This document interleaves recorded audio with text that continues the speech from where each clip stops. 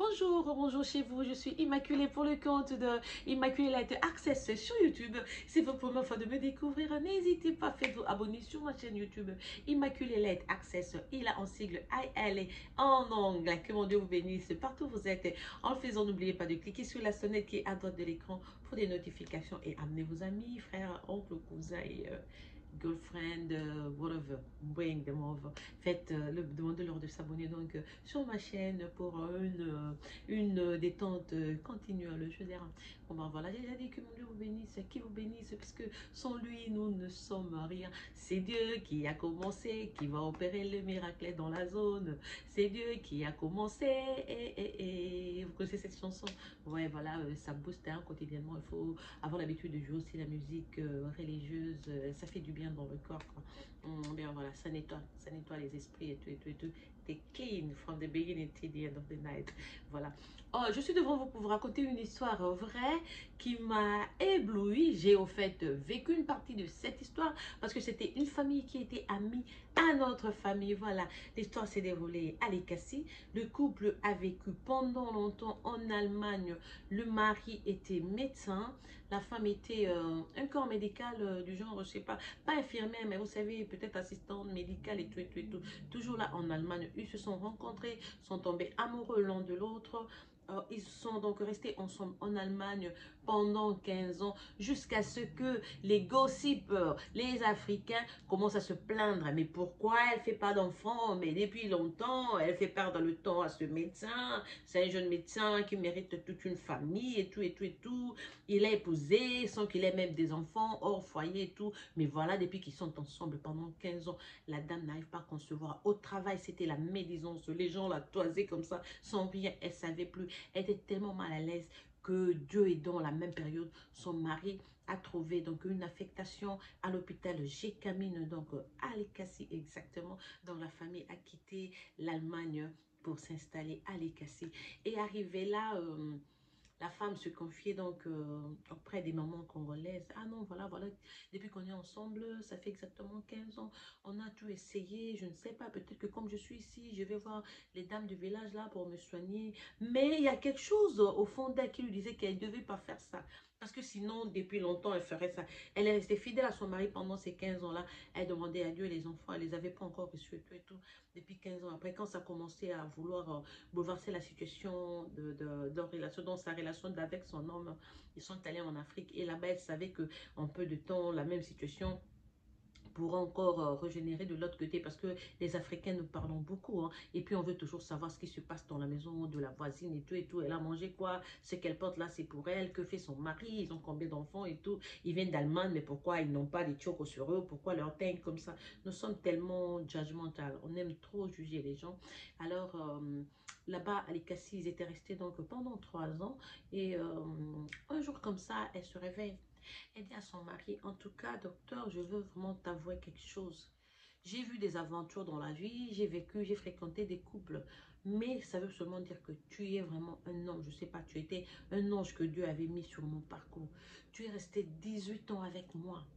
Moi qui n'arrive pas à concevoir, moi qui ne t'ai rien donné à part faire la vaisselle, arranger les habits et cuisiner. Et tu es resté avec moi, avec toutes ces beautés qui marchent comme ça devant toi ici au Congo, toutes ces jeunes filles qui vont à l'école, ces filles qui vont à l'université, et elles passent devant notre maison chaque matin, du matin à la nuit. Et toi, tu reviens toujours avec ta Mercedes, tu entres dans notre parcelle. Pour moi, en tout cas, voilà, j'ai parlé à Dieu. Il est temps que je t'autorise à te taper une deuxième femme. Dont la femme elle-même, la première femme, la femme de la maison, a autorisé son homme à épouser une deuxième femme qui pourrait concevoir. Elle dit, parce que je ne veux pas qu'un jour ta famille dise ceci, cela. Comme j'ai confiance en l'amour que tu as pour moi, j'aimerais que tu fasses quand même un enfant pour faire plaisir à ta famille. Trouve une bonne fille. Je ne veux pas d'une fille mal élevée, une fille qui viendra me faire la gueule un jour. Trouve une fille qui a de la classe. En tout cas, je t'autorise à faire un enfant avec elle. Donc, épouse une deuxième femme. Le mari a dit non, moi je t'aime, j'ai pas besoin. Il a dit non, non, non, en tout cas, je t'autorise parce que au lieu que ce soit tard ou que je passe encore sur les mêmes crises que j'ai connues en Allemagne, en tout cas, je t'autorise. Si tu trouves une bonne fille, épouse-la comme deuxième femme. Et comme tu m'as garanti, je serai avec toi, tu m'aimes problème, je sais que notre amour est vrai. Donc, tu peux être avec une autre femme. La même année, le docteur, je crois il avait déjà les yeux sur une infirmière qui était là. Elle était très jolie, l'infirmière. La femme de la maison, c'était jolie, mais l'infirmière, elle était plus canon que la maman qui était à la maison. Alors, le docteur a parlé à l'infirmière et il lui a dit, pas seulement du genre je t'aime et tout, mais il lui a vraiment raconté toute sa situation et il lui a même dit que c'est ma femme qui m'a autorisé. Elle m'autorise de faire, de, de trouver une autre femme pour que je puisse être capable de concevoir. Accepterais-tu d'être ma deuxième femme et tout et tout. Ah, la dame a rigolé, elle a dit, tu plaisantes, vous les hommes, vous êtes tellement menteurs. Moi, j'aimerais rencontrer ta femme si c'est vrai. Alors, le jour après, le médecin l'invite. Elle est allée chez elle et elle a rencontré la femme. La femme dit oui. Moi-même, j'ai autorisé mon mari à pousser une autre femme. Il n'y a pas de problème. Je vais te respecter. Tant que tu me respectes aussi, il n'y a pas de problème entre nous. Mais vraiment, l'autorisation vient de moi. Ce n'est pas un problème. Tu peux être la deuxième femme de mon mari et nous serons même amis. Si tu as même des problèmes pour élever l'enfant, je serai là, je peux babysitter, je veux même t'assister et tout. La deuxième dame habitait une autre ville. Je crois que ça pourrait être 80 ou 100 km de là où ils étaient.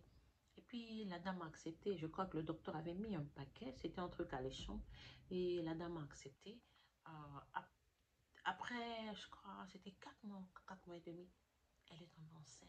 Et elle est enceinte et tout. Quand elle a eu le résultat de son test, vous savez qui elle a appelé en premier? C'était la dame là. Elle lui a dit, nous avons un enfant en route. Elle aussi était contente, c'est vrai. Hey, je ne sais pas attendre. Le même jour, la première femme est allée faire des achats pour bébé et tout et tout. Elle, tellement elle était infirmière, elle a dit, non, on attend 5 mois pour l'échographie, comme ça on saura le sexe. Elle a dit, t'en fais pas, je prends des couleurs neutres et tout et tout. Elles ont vraiment développé leur amitié, toutes les deux. Et je vous dis que 3 mois après, quand la deuxième femme là, je vais taire son nom, je ne veux pas dire son nom. Quand sa grossesse a totalisé 7 mois, je vous dis que le miracle de la première femme est arrivé. Elle est tombée enceinte. Donc la femme qui a attendu 18 ans de sa vie avec son mari, sans enfant, quand elle a accepté que le mari ait une deuxième femme, elle aussi, elle est tombée enceinte. Donc toutes les deux, elles ont mis au monde avec écart de 3 mois. La première femme, dont la femme qui était à la maison, elle a fait un garçon. La deuxième a fait une fille. Et poliment, je vous dis, la deuxième dame est allée dire à la femme, comme tu es capable maintenant de concevoir toi-même, moi je ne veux pas être avec ton mari. Tu as tellement un bon cœur, tu es une bonne personne. La fille que je viens de mettre au monde, je te la donne. Ça, c'est ton enfant. C'était ta bénédiction. Dieu m'avait juste utilisé. Comme tu as attendu longtemps, sache que Dieu t'a donné des jumeaux. Donc, tu prends cette fille, tu vas l'élever. Et la première femme a pris... la deuxième femme travaillait à l'hôpital, elle était infirmière. Elle a pris la fillette qu'elle venait de mettre au monde, elle a donné à la première femme. Donc la première femme a élevé les 2 enfants. Mais elle savait que la maman biologique de l'enfant était là. Parfois, elle lui demandait, est-ce que tu as du temps? Je vais envoyer un niece. Et on envoyait une niece chez sa maman. Elle est passée du temps et elle est retournée chez sa grande-maman, donc la première femme.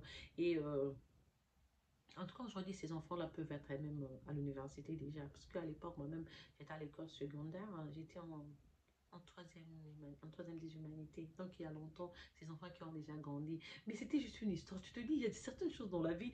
Si, quand tu les écoutes, c'est comme si c'était dans le roman. Hein. C'est comme si c'était un conte de fées. C'est comme si c'était, je sais pas, je suis en train de vivre Harlequin ou quoi, ce genre d'amour et tout. Donc, parfois, le conseil que je vais vous faire, parfois dans la vie, Dieu garde beaucoup de surprises. Ou bien Dieu a la réponse à toutes choses. Maintenant, sa réalisation, sa manifestation, ça dépend de notre bonne volonté. Peut-être des fois tu fermes toi, on a toujours tendance à mettre des barricades. Mais quand tu acceptes de commencer à lâcher, de commencer à laisser le flot de la situation aller d'une façon naturelle, tu vois que là où il y avait des barricades, là où il y avait des entraves, ça commence à s'ouvrir petit à petit, ça tombe et puis pouf, quand tu sais que tu y as accepté le sort, il t'est fait. Si tu as accepté ça, c'est dans ce moment-là que tu reçois ta bénédiction. Parfois, on n'a pas à être têtu. Parfois, on n'a pas à dire que non, ceci, cela, patati patata. La patience est amère, mais son fruit est toujours délicieux. Voilà cette histoire aujourd'hui. Les 2 femmes sont toujours amies, mais le mari Et donc, avec sa femme, en fait, il était tombé sérieusement amoureux de la deuxième aussi, mais c'est plutôt la deuxième qui a refusé. Alors, la deuxième appelle la première femme maintenant, grande sœur, ils ont élevé donc ses enfants, comme j'ai dit, c'est la maman, la première femme qui a élevé les deux sans injustice ou quoi que ce soit. Elle a accepté que ce sont ses enfants, ses deux, mais par respect, elle envoie, deux fois aussi, elle envoie même les deux enfants, ils vont chez la deuxième femme. On l'appelle deuxième femme, mais il n'y a pas de relation entre la deuxième femme et le mari. C'était juste leur porte d'entrée pour leur bénédiction. Voilà, c'est juste cette histoire-là que j'ai voulu partager. Comme je vous dis, moi, partager avec vous me fait plaisir. Je sais que cette histoire pourrait donner aussi de l'espoir à des dames qui attendent, qui n'ont pas encore eu la chance de goûter à ce que c'est qu'être enceinte ou même pousser un enfant ou porter un bébé. Ne soyez pas pressés. N'allez pas chez les marabouts comme je l'ai insinué dans la vidéo d'hier, sur la vidéo d'hier. Donc, soyez patiente. Si Dieu a prévu cela pour vous, ça viendra. Je vous assure, ça viendra. Voilà, je ne vais pas faire une longue vidéo parce que l'histoire en soi. Il y a une partie que j'ai laissée. Quand le couple était retourné donc en Afrique, la femme, parce qu'elles s'ennuyaient, le mari médecin travaillait beaucoup, il était chirurgien. La femme fait appeler sa maman de l'Équateur. Le monsieur était du Bas-Aïr, la femme était de l'Équateur. La maman habitait chez eux et la maman a commencé. Vous savez, nous les Africains, parfois, c'est pour ces gens qui ont vécu en Europe et tout. Des fois, on a des problèmes d'incompréhension comme ça avec nos frères et nos soeurs qui sont restés au pays. La maman à la maison, elle commence à faire ce qu'on dit en lingala, jeter des jetons, hein. Et donc, quand le mari passe, elle hey, ces spermes sont sont la mousse et tout dans la maison. Alors, une fois, le mari, il y a eu incompréhension, toujours à cause de la conception, comme la femme ne concevait pas, il y a eu incompréhension entre le mari et sa femme.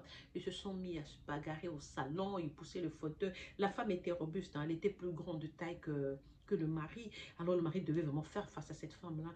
Et la maman, la belle-mère qui se lève, bon, je prends seulement le nom de Marie, parce qu'il ne veut pas dire le vrai nom de la dame. Elle dit, Marie, n'oublie pas que nous sommes de l'Équateur. Chez nous, tu peux te battre, mais ton dos là ne doit pas toucher au sol. En tout cas, défends-toi. Reste sur tes deux pieds. Si le mari là te fait tomber, c'est à ce moment-là que moi aussi, je vais faire partie de cette bagarre. Je vais commencer à me bagarrer aussi contre ton mari. Moi, je ne veux pas laisser quelqu'un taper ma femme et tout et tout. Sur le champ, quand la femme s'est fatiguée, le mari l'a poussée, il s'est assis sur elle. Le docteur ne voulait pas taper. Il aimait beaucoup, beaucoup sa femme. Et puis, c'est la fille elle-même qui se lève et commence à tourner sur sa maman. Mais comment tu peux manquer du respect à mon mari? Même s'il me taper, ça c'est l'homme que j'aime. Toi, tu m'as même pas élevé. Moi, je suis allée chez ma tante en Europe, j'étais seule. C'est ma tante qui m'a élevée. Elle m'a élevée mieux que toi. J'ai eu de la chance. Toi, tu viens ici dans mon salon parce que tu habites chez moi. Je suis en train de discuter avec mon mari. On se bat. Toi, tu veux me dire que non, je dois tout faire pour faire tomber mon mari. Parce que si il me faisait tomber, toi, tu viendras, tu vas commencer à te battre contre mon mari. Allez, tu plies bagage aujourd'hui, je te cherche. Elle a chassé sa maman de la maison. Juste après le départ de la maman, la suggestion qu'elle a faite à son mari de trouver une deuxième femme et la bénédiction pour elle, même 18 ans après, elle a pu concevoir et elle avait accouché d'un garçon. Après ça, elle a fait aussi d'autres maternités. Donc, parfois dans la vie, nous ne serons pas pressés. Dieu peut commencer à te faire, comme avec l'histoire de la femme du Nigeria, à 55 ans, elle te donne des enfants. À 46 ans, ça peut être ta première fois de tomber enceinte. Usons donc de patience. La patience est ta mère, son fruit est délicieux. Voilà, c'est votre soeur, votre tante, votre copine, votre amie, votre, je sais pas qui, votre maman, votre marâtre vous dit. Enfin, pour aujourd'hui, c'est votre soeur Immaculée qui vous aime, vous chuchote et vous apprivoise à outrance. Passez une excellente soirée. Voilà, je vous ai gâté cette semaine. 4 vidéos, voilà. Moi, quand il y a le sommeil, mon énergie est différente. Comme ça, je suis d'abord de bonne humeur. Je sais que ça va commencer avec le shopping. Eh, bande qu'on a la salle, le shopping. Depuis la pandémie, je suis devenue intelligente. Je ne jette plus. La blouse que je porte là, c'est Zara. Je suis allée même chez Zara. Là, maintenant, je commence à acheter mes histoires. Eh, l'argent est difficile. Quand tu fais même tes 500 dollars, ne dépense pas les 500. Apprends à garder même 2 dollars, 5 dollars. Moi, j'étais le genre, j'ai 10 000 dollars, je bousille parce que je me dis demain, il y aura 20 000, j'ai 5 000. Non, la pandémie it teach me lessons. Now, je suis devenue smarter with money. I can't spend every penny I got. I've learned to save because of the pandemic. Voilà, c'est une leçon pour tout le monde. Je vous laisse et donc au plaisir. Au revoir.